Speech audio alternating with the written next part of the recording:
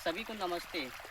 प्रिय मित्रों, जैसा कि हमने आप लोगों को जानकारी दिया कि जीवा अमृत खाद कैसे निर्माण किया जाता है, तो उसी जीवा अमृत खाद को आज खेतों में कैसे डाला जाता है। अभी इस समय पानी को खेतों में पटाया जा रहा है और ये हमारे बगल में सौरभ जी हैं, इसी का खेत है। तो इसने कहा अभी हम लोगों को समझ में नहीं है कैसे डाला जाता है खेतों में, तो अभी हम खेतों पर आए हैं किस तरह से डाला जाता है वो बताने के लिए। तो आप लोग देख सकते हैं वीडियो के माध्यम से कि पानी के साथ कैसे जीवामृत खाद को डाला जाता है। तो आप देख सकते हैं अभी हम इस समय पानी के द्वारा जीवामृत खाद को पूरे खेतों में छिड़काव करवाने की पूरा जानकारी दूंगा कि किस तरह से पूरे खेतों में फैलेगा। तो अभी इस समय आप लोग देख सकते हैं कि पानी खेतों में पट रही है। तो जैसा कि अभी ये पानी निकल रही है, तो इसी धार पर, ये पानी की धार पर आपको ऐसे करके देख लें, धीरे धीरे की मात्रा में और जो जो दाम हुए ऐसे करके देख सकते हैं।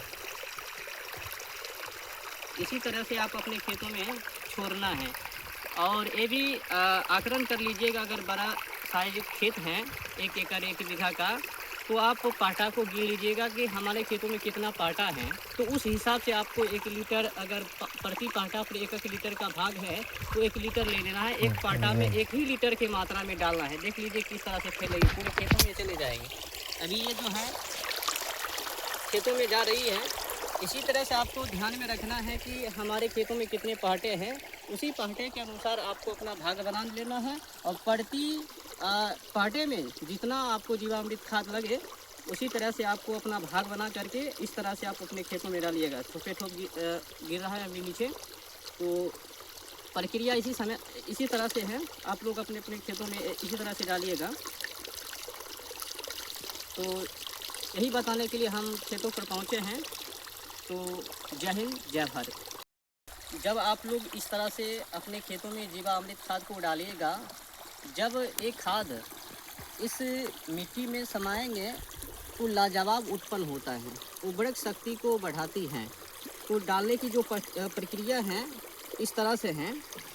जिस तरह से भी पानी खेतों में जा रही है, तो आप अगर इस तरह से नियमों का पालन करते हैं और इस तरह से खेतों में जीवामृत खाद का वितरण करते हैं, तो जब एक खेतों में जाएगी और पूरे खेत फैलेगी तो लाजवाब उत्पादन हो जाते हैं किसानों को।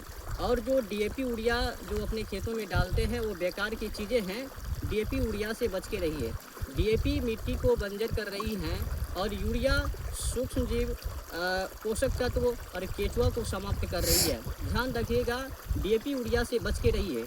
अभी जैसा कि मैं आप लोगों को बताया कि जीवा अमृत खाद को खेतों में कैसे डाला जाता है, अभी आप लोग देख सकते हैं पानी पट रही है और पानी के साथ में जीवा अमृत खाद को मैं डाल रहा हूँ। जब इस तरह से आप अपने खेतों में डालिएगा, ये पानी जहाँ जहाँ जाएगी तहाँ तहाँ का ये उर्वरक शक्ति को बढ़ा देगी।